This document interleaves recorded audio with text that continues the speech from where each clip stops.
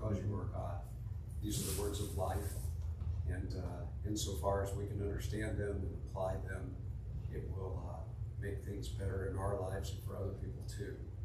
So my prayer is again tonight that you would help us gain wisdom from your word, and that as a result of studying together tonight, it will have an impact on us, not just what we think, but the way we live, so that we can have the kind of influence in this world you want us to have. God, would you bless our time together to that end? That's my request in Jesus' name.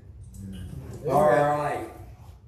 I think we made it to verse 10. That's good. Is that right? We're in Titus, the first chapter. I wasn't here last week. Oh, You're right. you know, that's right. Here it's on. We didn't get very far, did we? Yeah. Not really.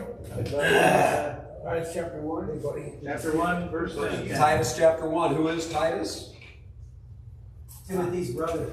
Yeah, he is. Oh, he is? Yeah. Oh, Is his Christ. brother. You're my brother. Yeah, Christ. I get it. Funny. He's Yeah. the guy that they named Titusville after. Titus is an evangelist. Evangelist. Like, Yes. like, Where is Titus when Paul writes him? Crete. It's on the island of Crete. That's exactly right.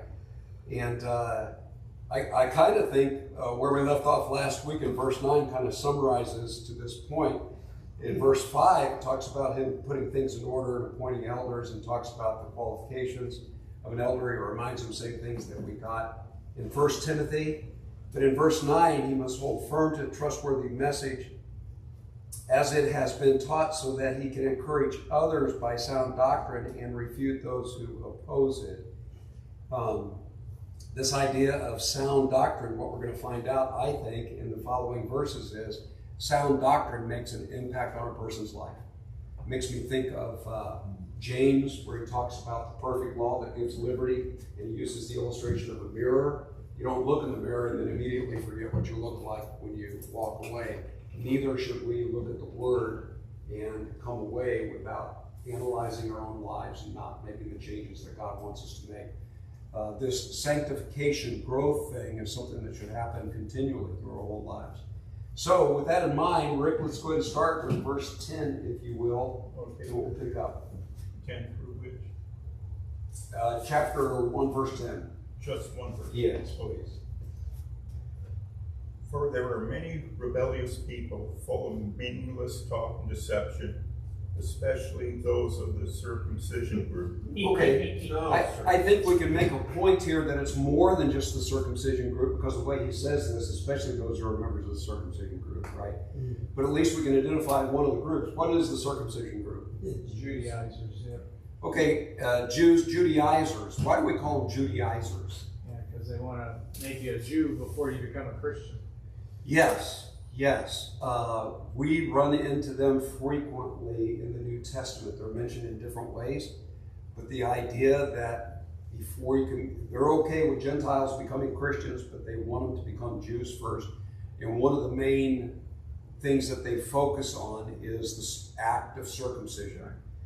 They focus on that, but that's not their only point. Circumcision just signified the whole shebang as far as being a Jew.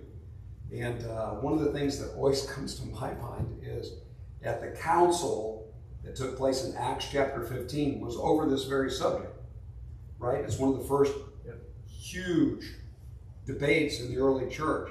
Can Gentiles become Christians without becoming Jews first? And Peter, several people speak up at that meeting, but Peter stands up. And I love the point that he makes. He says, why do we want to put a burden on them That we couldn't do ourselves. We're asking them to do something that we haven't been able to do. So this idea of the Judaizers, they do make it hard. In fact, Jesus' comment on the Jews of his day is he said, do you remember what he said when they make disciples? What are they doing? It's like the blind leading the blind, and they make them twice the child of hell. Remember when Jesus said that about the Jews in his day? Because they're putting a burden on people. Again, it's kind of like what Peter's talking about, but putting a burden on people that they can't bear. And I think that that's not just an example of Judaism. I think people tend to do that. I mean, the world religions do that. And sometimes people do that with Christianity. They make it into a work system that you can never achieve, right? It's kind of like always striving, never sure. And so he says, be careful of these rebellious people. Meaningless talk, deception, especially those of the circumcision group. So we know we're talking about Judaizers, but probably more than that as far as false teachers. If you go back up into verse 9 and preceding, it's not just Titus, it's not just the evangelists. Elders are supposed to be able to identify this, and not just identify it, encourage sound doctrine, but refute those who oppose it, right? So this false teaching thing is huge, because if your teaching's not right, everything else follows from that, right? So verse 11. Okay. Whose mouths must be stopped, who subvert whole households, teaching things that they ought not, for the sake of dishonest gain. Yeah. Yours said mine says they must be silenced. What's your translation say? Their mouths shut. Right? Their mouths shut. Must be stopped. Okay. Yeah, they are disrupted. This makes perfect sense that they would disrupt whole households, because if they get people all stirred up saying, hey, you're not really saved because you weren't a Jew first. And there's probably a lot more to this than just that, but we know about the Judaizers that he mentions from the circumcision group. By the way, we stopped and commented on at the very beginning when he talked about God's elect. I wanted to make sure we understood that. I want us to understand this circumcision thing a little bit better, because I hear this misrepresented frequently. In fact, I was just listening to a YouTube debate the other day about infant baptism. Some groups believe in infant baptism because of what the Old Testament teaches about circumcision. Circumcision was presented, it's often presented as the sign of the covenant. And so circumcision, removal of the foreskin from a baby boy on the 8th day, was prescribed in the Old Testament. If somebody wanted to become a Jew, such as the Jews themselves, when they left the wilderness and came in at Gilgal, a whole generation was brought up that had never been circumcised. But so before they could go in the promised land, they had to circumcise. So it didn't always happen on the 8th day. But this, yeah. When I think of the subject of circumcision, I always think of Shechem. Do you remember what happened at Shechem? Yeah. I love Willie's response there, burning his head. Yeah, who was it? Which two boys would it be? Simeon and Levi? Oh, yeah. I just remember it was Tamar. It says you can marry our daughter if you're circumcised. Yeah, I'm All gonna of you. Talk straight to it. Actually. Must have been quite the salesman. And talk everybody into doing that. But on the 3rd day, when they were sore, they moved in and wiped them all out because, okay.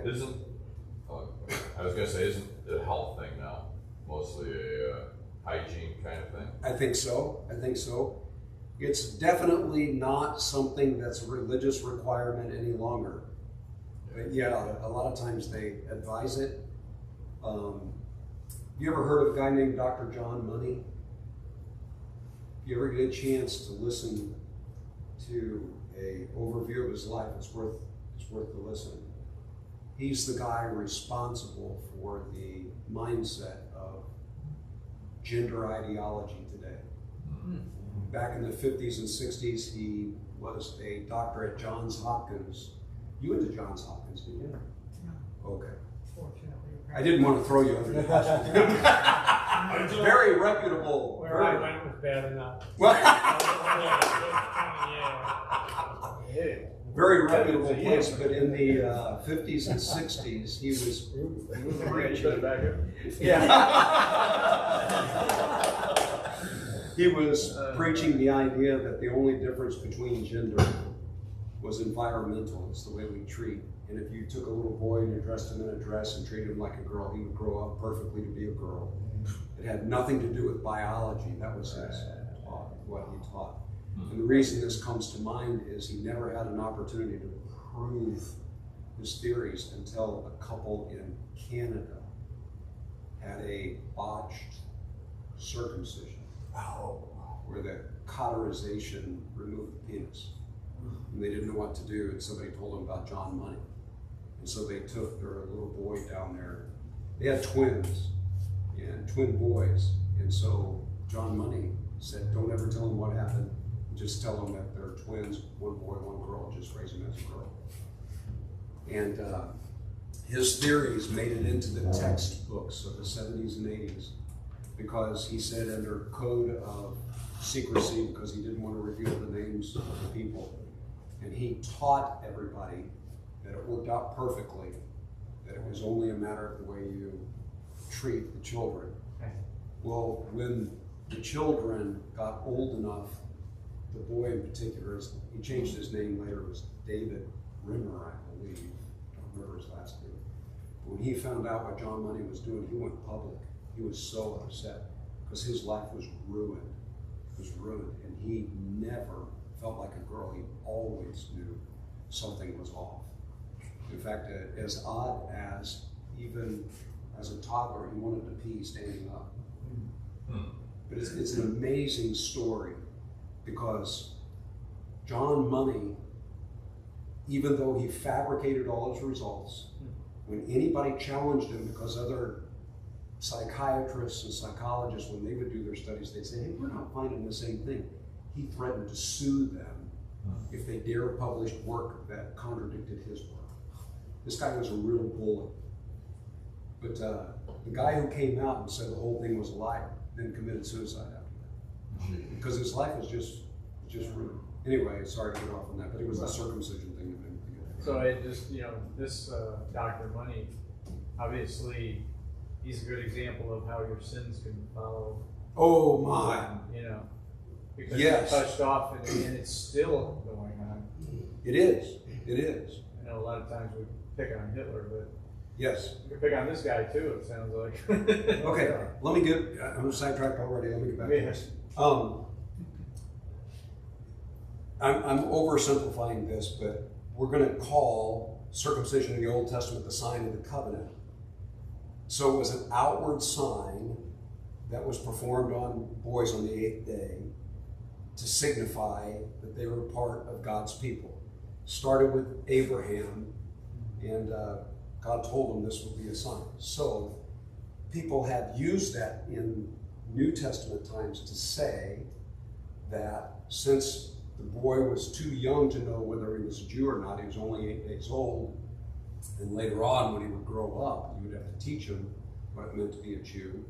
They used the circumcision as part of their reasoning for infant baptism. You can baptize a baby even though he doesn't even know anything that's going on, because it's only an outward sign anyway. And when they get older, you'll teach them what it means. Do you see how they use that? Okay, the big problem with this is circumcision was never meant to be a sign associated with our relationship with God, the New Testament. In Colossians chapter 2, verse 12, where it talks about baptism, it does not say circumcision. It specifically says a circumcision not done in the flesh. So if you think of a circumcision that was not physical, and you go back to the Old Testament, Deuteronomy chapter 30, verse 5 is one that comes to mind, but it's mentioned several times. God said, yes, you're supposed to do this outward sign, but what I have always wanted for my people is them to be circumcised in the heart. That's what I want. So the idea is not just look different, I want you to really be different. If you look at Colossians 2:12, it says that's what baptism is. It's the circumcision of the heart, because you have to be old enough to place your faith in God when you are placing your faith in the power working of God. That is like a circumcision done without hands. That's a decision that you are making. Does that make sense? Mm-hmm. So this nuance, this little thing missing, physical circumcision versus spiritual circumcision, changes changes everything. And it doesn't prove infant baptism. In fact, the problem with infant baptism, and I don't want to say this wrong. I remember last year there was a guy, one of the guys in the church here. I don't want to embarrass him, so I don't want to say his name. But about 6 months before he got baptized, we were talking, and he was brought up in a church where his parents had him christened or baptized as a baby. And while we were talking, I thought, silly me, I thought we were having a normal conversation. And sometimes you don't realize that you hit a nerve or whatever. But I said to him, that was your parents' faith. That wasn't your faith. Ooh, almost came out of his chair. He was really upset with that. So I'm like, sorry. I meant to say, I think your parents did the best they could. You know what I mean? But that's not an expression of your faith, because you didn't even know what was going on. Anyway, about 6 months later, he got baptized. And when he got baptized, after the conversation, I brought that conversation. I didn't bring the conversation up, but I commented, and I said to him, did I already tell you this? I said to him, I'm really proud of you, because I know that your parents, had you baptized as an infant. That was a thing for you. And he said to me, that was my parents' faith. That wasn't my faith. He quoted you, yes. Yeah. That was awesome. Yeah. You know it? No, he's. Oh, I heard him say this before. I think you observed it. All my Yes. stories. I wish I did. I wish I did. It's like, yes, he understands. Anyway, so I really do want to clarify that, because the other point I'll just quickly make, since we're talking about baptism and the circumcision here, if there's any, and this is an argument from silence, I'll freely admit that, and it's dangerous to make an argument from silence, right? But if there's any place in the New Testament where Paul hits the circumcision group harder than any other place, I think a case can be made for the book of Galatians. Yeah. He is so upset. And he wishes they would. Yeah, he said, I wish during those circumcisions they just slept. Castrate themselves. Yeah, that's like, Paul, are you sure you want that to go in the Bible here? I know it's the Holy Spirit writing through Paul, but obviously you see the emotions here and everything. So he is so against, it's not by works. And it's in the very book of Galatians. After he makes that point, he says, by the way, there's no difference between Jew or Gentile, man or woman, slave or free. All of you who have been baptized into Christ have put on Christ. And I don't think there's any inconsistency at all if we understand baptism as an act of faith, trusting and belief. So anyway, just that clarification. Comment on circumcision. Say what? One quick comment on the circumcision. I read Get to the point. Yeah. Hey, Choppy. I'm so sorry. You guys are on fire tonight. I read that circumcised men have a bigger chance of cancer of what was circumcised than the uncircumcised men. Okay.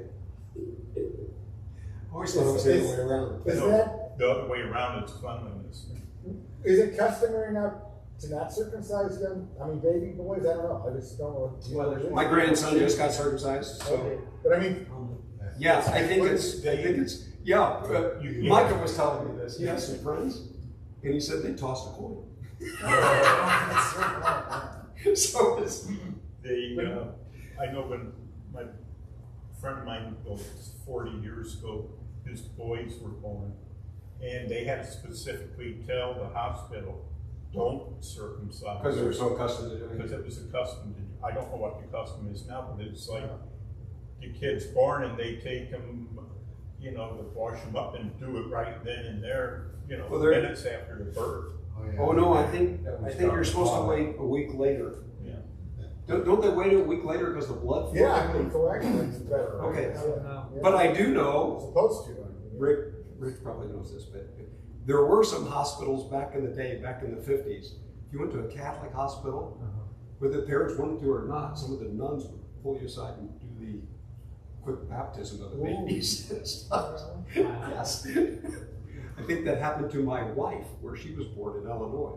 So whether she wanted to or not, she was infant baptized. I think I was baptized twice. I was adopted, and I think the Catholics baptized me immediately. And then when I was adopted a month later, I had another There you go. baptism under my new name. Okay. Yeah, so yeah, you're right. I think the Catholics do this. They have to wash away the original Yeah, so sin. God will know which name was the right one, yeah. Yeah. You know, I am so thankful you said that because that is the big deal. They do make a parallel between circumcision, but the big deal is the doctrine of original sin. Yeah. So they think that you're born with Adam's sin, and so that has to be taken care of. So yeah. Okay, so we're up to verse 12. Yeah, let's have 12 and 13 together, and make comment on this. One of Crete's own prophets has said it. Cretans are always liars, evil brutes, lazy gluttons. Nice. This saying is true, therefore rebuke them sharply, so that they will be sound in the faith. Okay, I gotta tell you, these two verses really bother me because I'm going to look at this again. One of their own prophets. What did one of their own prophets say? Cretans are always liars, evil brutes, lazy gluttons. This statement is true. What's true? That one Oh, of that's the correct. prophets say that. That's the Thank you. Yeah. Thank you. Yeah. Almost every commentary will say, yeah, those Cretans, they were lazy gluttons and brutes and stuff. And it's kind of like, no. His whole point here, I realize that's a possible way of taking it, but his whole point here is false teachers and the false things that they're doing, like these Judaizers. For example, it's not just the Judaizers, even their own guys slap them up around and say, you, what do they call them?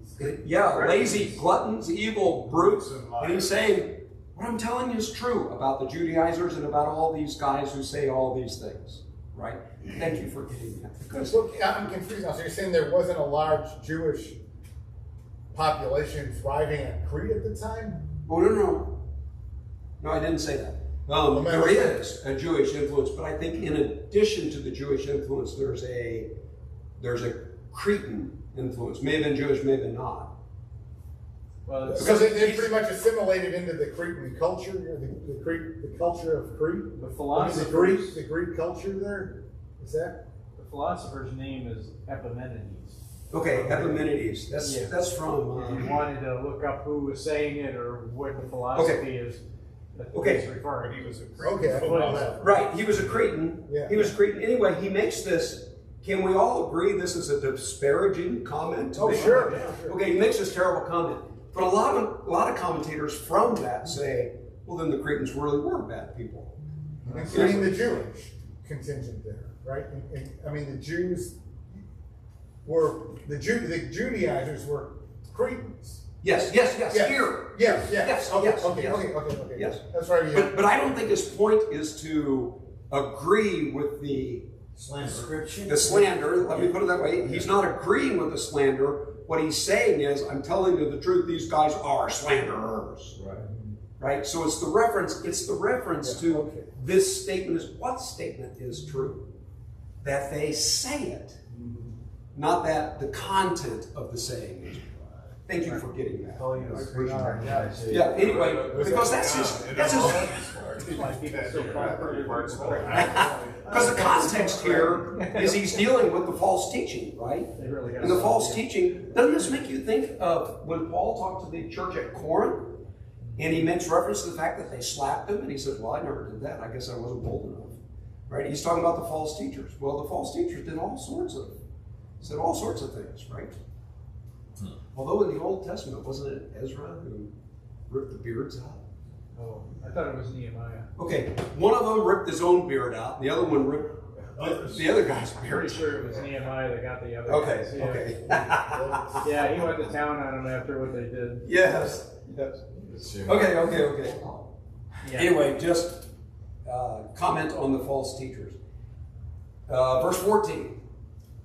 Instead of giving heed to Jewish myths or to commands of men who reject the truth.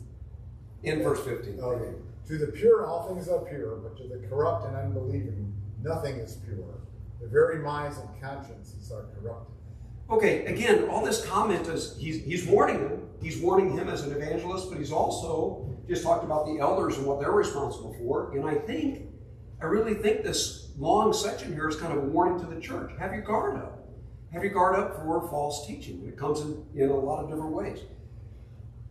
Verse 15 in particular, though, when he talks about to to the pure, all things are pure. Doesn't that make you think of at the end of the book of Romans where he makes that comment about be innocent? In how does he say that? As far as evil is concerned, be innocent, right? So not knowing evil things is a good thing, right? This also makes me think of what Jesus said when he, in Mark chapter 7, when he talks about declared all foods clean, and he has to explain to his disciples, it's not the stuff that you eat that goes through your body, it's the stuff that comes out of your heart, right? Out of your heart comes all these evil motives and things like that. And he's saying, these people, these false teachers, they've got some problem on the inside. Okay, he's going to describe them a little bit more in verse 16. They claim to know God, but their actions they deny him. They are detestable, disobedient, and unfit for doing anything good. Okay, how that very first statement there when he says claim to know God by their actions, how would you deny God by your actions? False teachings for one. Okay, false teachings for one. Doing something other than what God said to do, and yet claiming to be a follower of God. Yeah. Hypocrite.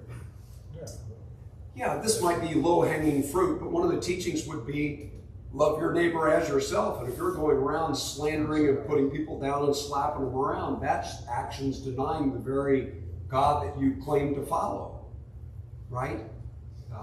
I'm sure it's more involved than just that, but their actions deny it. They're detestable, disobedient, and unfit for doing. Wouldn't it be like somebody saying, I'm a Christian. I go to church and stuff like that. Then when he goes out, he lies and he steals from others. Yes. And, it's like his actions definitely deny that he really is a Christian.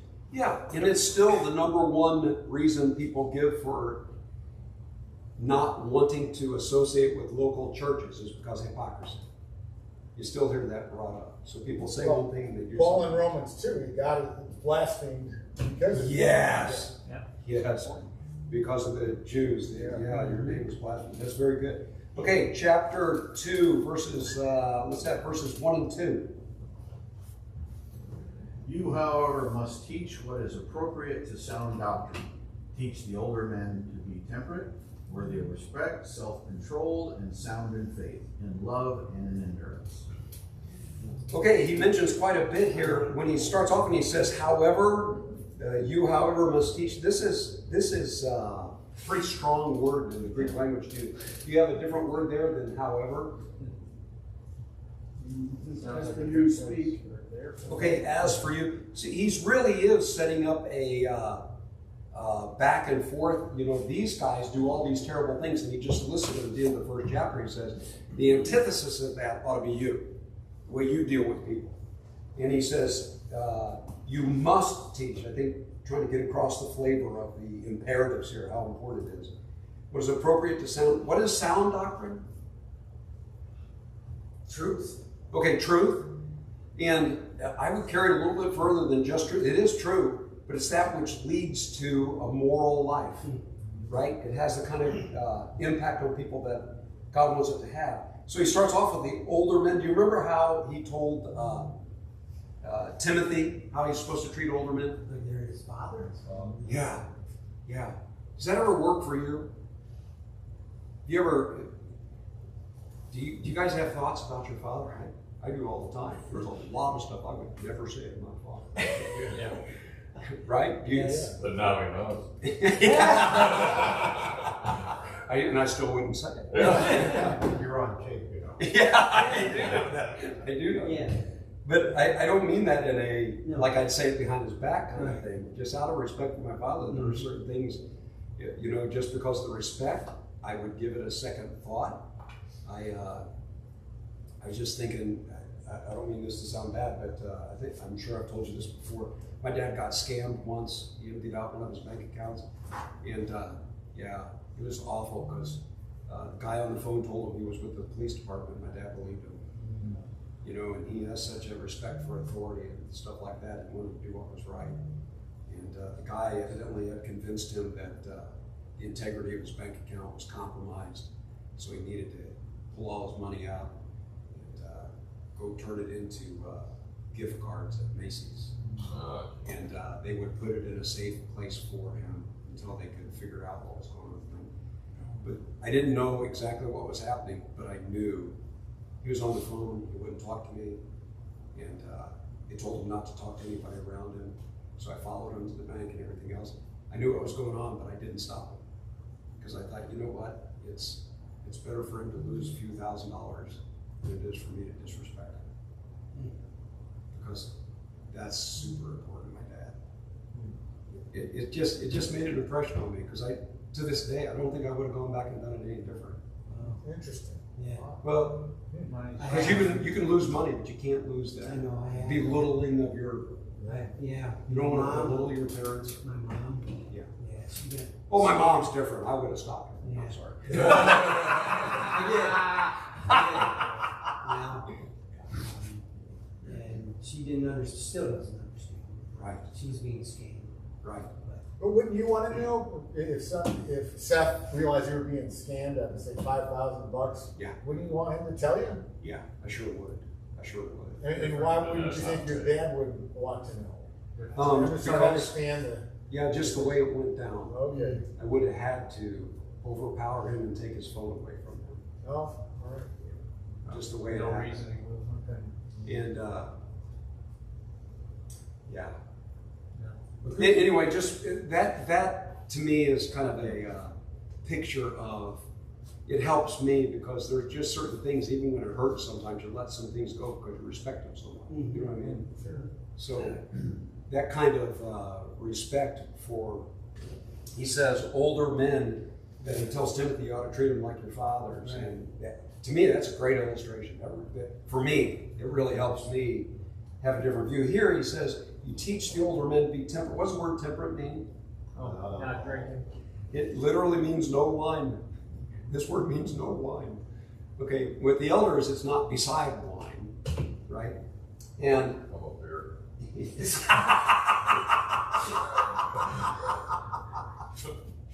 There you go. I don't think this means that you're not allowed to have any wine. I'm just telling you that that's what the word means, right? The reason I don't think that is because what he tells Timothy, what does he tell Timothy in chapter 5? Drink a lot of wine for your stomach. There we go.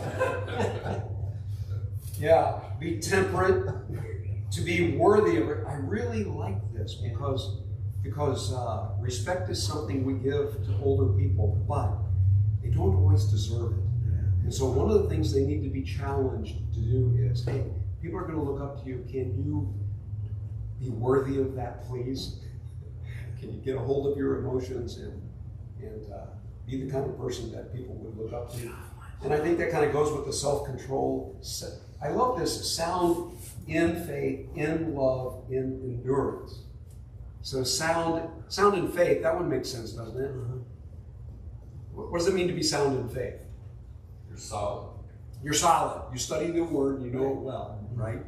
We're all constantly growing, but you constantly have to remind yourself. I've told you before about Russell Boatman. Russell Boatman is one of the few people I knew. I knew a few people who memorized the New Testament. I don't know how much of the Old Testament he had memorized, but he had all the New Testament. But when I went to camp with him, he'd spend time every morning, because you don't just memorize it once and you got it. You constantly have to go over it, right?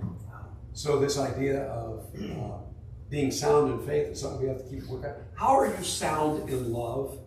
I love this. To be sound in faith is one thing. You got to study to know it well, right? But how are you sound in love? I think it's like you always show love to no matter who it is, enemy, friend, brother, sister. It's always pouring out of you. It's that looking at that person is always loving on others. Okay, I like that, but I'd have to push it a little bit further. Define love for me. Is this agape? Where you're always putting others first. You're always thinking of others first before yourself. So here's my car. Go ahead. You want my car? Here, have my car. If it's to a brother that needs a car or needs a ride, I can see that happening. Okay, that's probably Yeah, a very- illustration. I can see that happening too under certain circumstances, but I can also see because you love somebody, you tell them no. Yeah. And you be firm with somebody too. So this is Yeah, about, tough love. this Tough is love's about hard. wisdom. Are you saying discipline? Discipline. I think under certain circumstances, if you really love somebody, yeah, Yeah, I can see. yeah. So to be sound in love is not, it's not just wishy-washy. It is self-sacrificing, but it's for their good, which doesn't mean they're always going to be happy. But this endurance, what are the things in life that make you want to give up? Especially as you, not everybody here can talk about this, but those of us who are older. When you get older, you get tired. Do you want to throw in the towel sometimes? When you go, what is it that makes you want to throw in the towel? My aching bone. You're too young to talk. You're young. Well, sometimes people actually. It's so much harder to put up with people than it used to. Yeah, I know this verse isn't in the Bible, but this idea about leading a horse to water, but you can't make them drink. You find out that you can't make people do what they need to do, and sometimes it's very frustrating, and it can cause you to want to give up. You can't do. That's why I gave up manipulation at an early age.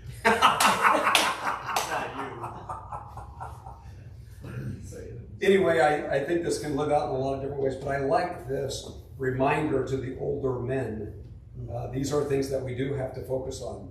So that's us, right? So we're talking about us. Yeah. Yeah, I think so. I think so. To be worthy of the respect, self-control. And by the way, that worthy of respect, one of the things that causes me to lose heart sometimes is as I get older, I feel like I'm more out of touch. Especially the younger people. It's kind of like, Just get TikTok and stuff like that. Social That's media. the worst advice you'll ever. I'm not sure I want to. Oh, God. I have a tendency to be caustic sometimes. Instead of being understanding, I feel like grabbing somebody and saying, "Are you that stupid?" Yeah. When I shouldn't do that. But the one thing I found, though, in working with ministry, and especially like the 20s and 30-year-olds and stuff like that, they really do respect us.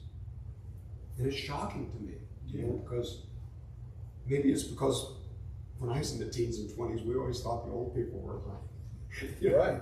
Right. Well, they were only 40 and 50. It's starting to understand. One of the phrases I stopped using is, "You can't be as stupid as that." I stopped using it because people try and prove they are. Yes. Yes. And I really have to hold my tongue, because a lot of times it's not willful. Yeah, it's not willful. Okay, verses, let's have verses, 3, 4, and 5. yeah, let's take the next chunk, 3 through 5. Likewise, teach the older women to be reverent in the way they live, not to be slanderers or addicted to much wine, but to teach what is good. Then they can urge the younger women to love their husbands and children, to be self-controlled and pure, to be busy at home, to be kind, and to be subject to their husbands, so that no one will malign the word of God. Okay, this is really interesting, because we've gone from the older men and now we're going to the older women, and it turns right into the younger women. And you notice here that Titus is giving Paul gives Titus instructions to deal with the older men and the older women, and he's going to talk about the younger men. But he leaves the younger women off of Titus's radar. Did you notice that? It's the older women supposed to take care of the younger women. Yeah, absolutely. You probably heard me say this, but I think that's so wise. And I don't know, maybe it's a problem with me, but I get so nervous when women want to talk to me. And I freely admit that I never figured out my daughters. I figured out my boys pretty much. I always knew what they were thinking, but my daughters, I love my daughters, love them dearly. And I think things are good, but then I'll always go to Lori and she'll explain to me right, what that means, because I'm clueless with that. But I really do think there's a lot of wisdom letting the older women deal with the younger women. But let's There's an old saying about that. Women and cats will do as they please, and men and dogs had better get used to it. Okay, likewise, the older women are to be reverent in the way they. What does it mean to be reverent in the way you live?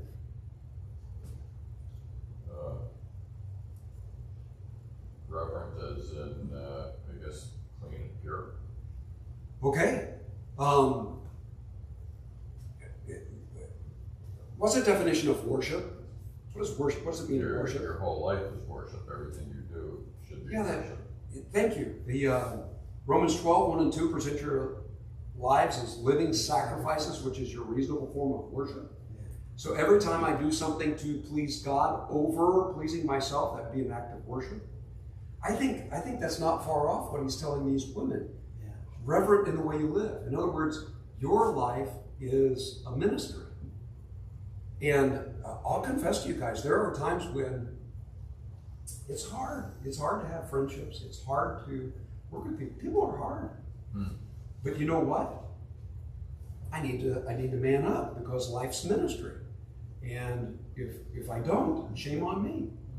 I shouldn't confess, but I'll go ahead and confess this. I remember years ago taking a vacation one time, and I was with Lori's family and everything, and they thought I was in a bad mood. I wasn't in a bad mood. I just decided I'm on vacation. I'm not going to try. And it's kind of like, it was a silly mistake. I'm just not going to try. Yeah, it took me a long time to make up for that vacation because I was just being selfish. I didn't want to work, and sometimes it's work too. You know what I mean? But I think this is a privilege. It's an opportunity. You know this. There are always people that are easy to get along with, easy to have conversation. Other people, you got to work it. You guys know, you know what I'm saying, right? Okay. Anyway, treat your life as a sacred opportunity. That's what he's saying. But specifically, he talks about not to be what is a slanderer? Throwing people under the bus. Yeah. Have we? It's a sin you commit with your mouth. Have we ever talked about how women have more words than men do? Yeah. 21,000. So one of the things they have to be careful of is they have to give special attention to what comes out of their mouth, right? Okay. Not addicted to much wine, but to teach what is good. Okay, I thought women weren't allowed to teach in the church. Other Women. Okay, thank you. The restriction in 1 Timothy 2:12 is not to have authority over or teach men in the church. Okay, I don't think that means in the business place or any other place. School. But even in the church, they're allowed to be teachers. In fact, the older women are supposed to be the teachers of the younger women. Which I think is the point he's getting ready to make, yeah. Yes. And so he says, teach them what is good. So, and what is it they're supposed to teach? Urge the younger women to do what? I love their husbands and children. Because Okay. it's really hard to love those husbands and children sometimes. Yes. Yes. Yes. Okay. Yeah. It's curious here. Does anybody have a different word for younger women? The Greek word literally means new. And it doesn't mean they went through a sex change operation. What it does probably imply is we're specifically talking about the women who just got married. Have you ever thought about the fact that maybe women more than men have this idea in their mind of what marriage is going to be like? Oh, it's perfect. And then when they get married, it's not like that. Oh, yeah. So a lot of times they would need older women to tell them, pat them on the back, put an arm around them, or whatever. And Here's say, how you handle this, yeah. yeah, just because he's a slob and everything else, he really does love you. Yeah. Wow. Yeah, just because he can't read your mind and he forgets dates and all that. whatever. Anyway, the older women have the wisdom to be able to teach the younger women, new women. So we're probably talking about newly married, to love their husbands and their children, be self-controlled and pure, be busy at home. What's the alternative to being busy at home? Busy bodies, yeah. Okay, is this against women working outside the home? No. How do you know the Bible's not against women working outside? Proverbs 31. Thank you. That's a classic. Go ahead, Tom, huh? Yeah. Yeah. Didn't have anything Proverbs bad to say 31. about Lydia. Say what? Didn't have anything That's right. bad to say about Lydia. Good point. Yes. That's right. That's The exactly right. businesswoman, There are several good examples of working outside the home. But if you're not busy taking care of home things, it's the idea of idle mind is what? the devil's work. Yeah. So keep yourself busy doing the things that you should do, right? Okay, so being self-controlled, pure, busy at home, be kind, be subject to their husbands. Okay, the word for subject here is written in the middle voice. In the Greek language, you can write something in the active, middle, or passive voices. And all that means is you're either doing the action, passive, it's being done to you, or middle, you're doing it to yourself. So when she's told, older women are told younger women to be subject to their husbands, the idea here is don't make him have to bring this up, you do it yourself. So the middle voice, you be the kind of person who wants to follow your husband's lead, especially in spiritual matters, so that no one will malign the word of God. I really like that. Doesn't that sound like something we were talking about before about the hypocrisy that doesn't line up with it, right? So if you've got this kind of relationship in your family, it's going to be a good presentation to the world, so that when they criticize you, there won't be any substance to it. To paraphrase what Peter says to people when they're being persecuted, you live such godly lives that they're going to be ashamed of what they say about you. Right? I think he's saying the same kind of thing to the family relationship here. Okay, so that's the older women and younger women. Let's have verses 6 through 8. So malign means what? Yeah, malign means to be disparaging, to say bad things about, to drag through the mud. Ridicule. Cut down, critical, negative. In New King James, it says blaspheme. Blaspheme, say hurtful things, slander. Yeah, malign's all the same thing. Okay. Good. Alright. Okay, verses 6 through, which by the way, one other comment, since it was emphasizing the married life there, this is what always gets me about Ephesians 5, 22 through 33, that section there is probably the longest section on a marriage relationship. I know 1 Corinthians 7 says a lot about marriage, but it also talks about dating and just family. But specifically a marriage relationship, that's one of the most in-depth places that you're going to find advice given to husbands and wives. And he keeps talking about the husband treating the wife as Christ treats the church. And then he goes back and forth, Christ, the church, husband, wife, husband, church, Christ. And he says, that's what I'm talking about. Christ, the church, husband, his wife. So it's kind of like, well, what do you mean? What are you talking about? It's kind of like they're intertwined. And I love that because a good marriage really does represent to the world what it's like to have a good relationship with Jesus. One of the best witnesses we can have. Okay, verses 6 through 8. Similarly, encourage the young men to be self-controlled. In everything, set them an example by doing what is good. In your teaching, show integrity, seriousness, and soundness of speech that cannot be condemned, so that those who oppose you may be ashamed because they have nothing bad to say about us. Okay, doesn't that sound just like so that no one will malign the word of God? Yes. He's kind of the same thing. So he wants the younger men to have the same goal in mind. And so he does say this in a similar fashion. Here's what you're supposed to do. Encourage. Okay, if you got a different word for encourage, this is a stronger word. This is another strong word that he uses with the young men. So he's really get this across to the young men. Number one, be self-controlled. Yeah, that Right, wasn't, especially for younger men. yeah, that wasn't an easy thing Yeah. to do. I know we're old men, but we remember those days, right? Have you guys ever heard the statistics on prisons as far as the, what is it, 93% or something like that? It's between the ages of 17 and 24 male. Wow. It's like hugely, overwhelmingly associated with male hormones at a certain age when men don't know how to handle their hormones, right? Those statistics sound familiar to you? I mean, you. No, but I would say from experience, that's true. I mean, generally some of the more serious crimes are committed by young men, yeah. Wow. So, yeah. And I didn't hear that specific statistic, but yeah, but it's Okay. consistent with what I know. This also makes me think, this is going to sound weird, but I remember Ray Antrop told me this. He read an article about the game reserves in Africa, some of the largest game reserves. They were having a problem with rhinos and hippos, and they thought that, what do you call those people who go in and shoot them? Poachers. Okay. The people who illegally come in, they thought they had a problem with people coming in the middle of the night and doing that sort of thing.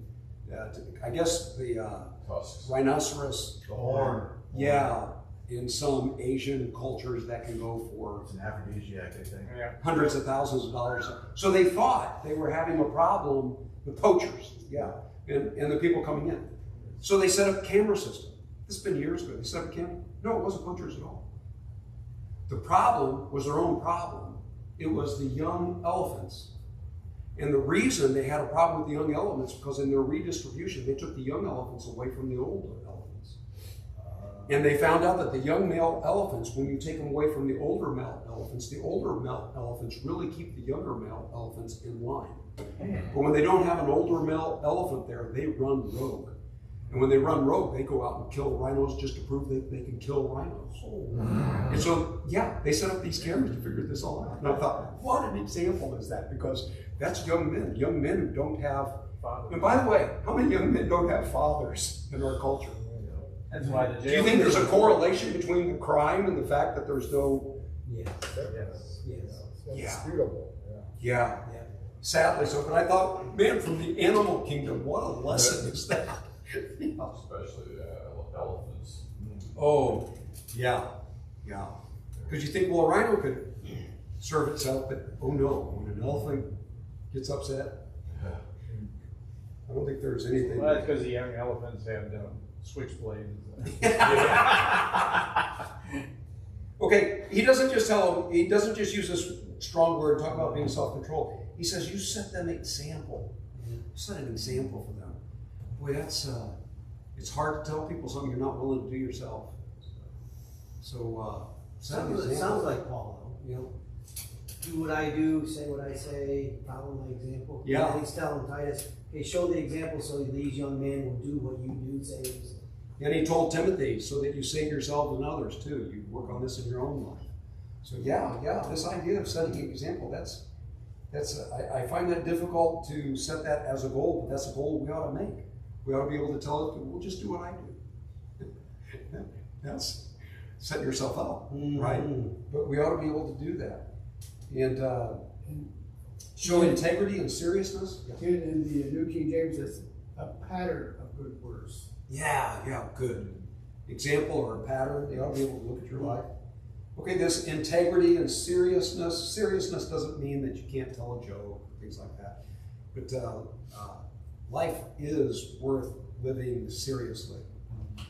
It is an opportunity for us to, what time we've got here to use it as best we can. Okay, soundness of speech. And the whole idea is you're taking away any ammo that people have against the church or against God. Comments? Yeah, I just don't like being serious. You know, they'll always say something though, even if you're not doing anything, they always slander you. You don't even have to open your mouth, you just say that you're a Christian. Oh, you're one of them. Yeah, can we talk about this for just a second? Because every Wednesday I get to go over to the jail. And I'm looking at Bob, not because he's in the jail, but he knows the person that I talked to over there. Anyway, he's early 20s now. He's been sitting in jail for 5 years. His case still hasn't come to court. He's 20, he's been in jail? He's in his early 20s. Yeah. Early 20s. So he was an adult that must have been 18. He was like 19. Okay. Like that. So it wasn't like a juvenile that they waived up for some serious offense. Okay, gotcha. Yeah, but he's been sitting there for a long time. Just waiting for his case to proceed, you're saying, or he's been sentenced? It hasn't come to, he hasn't had a case yet. Time He's served. gone to trial. Has gone to So trial. he's in the county jail, not the. Yeah. He's in jail. It's only, yeah, if he was sentenced, they can only So keep he him in doesn't jail. have any way to do bond, or they weren't offering it? Well, anyway, Anyways, yeah, Tell us sorry your for. story. Yes. No, I'm just. Sorry. Well, let's not get bogged down in I was just wondering what the posture of the case was, yeah. As I'm far just as making very serious. That's crazy. I'm just Big making an trial. observation as an older guy about younger guys. Maybe you guys can verify this or come up with something different. But I think younger guys really are listening. They just don't want you to know they're listening. Right. He seems very guarded, like, oh, I don't need to ask any questions. I already know this. But when you give him the answers anyway, he really is listening. And then later on, you can hear it. And that's one of the things I remember years ago with my own children, is there are times when they would be very disrespectful. They don't want to hear Dad, but I'd say it anyway, because I learned that later on I'd hear them say the very thing I said to them. So you have to put it out there. With your own children, I'm thinking maybe it's a little bit different, but even with it's seriously, it's probably on me, but I really don't understand Gen Z. I have a hard time relating. And so to me, I come away with the impression, why would I tell you anything? You already know everything. Because they give me the impression that they know everything.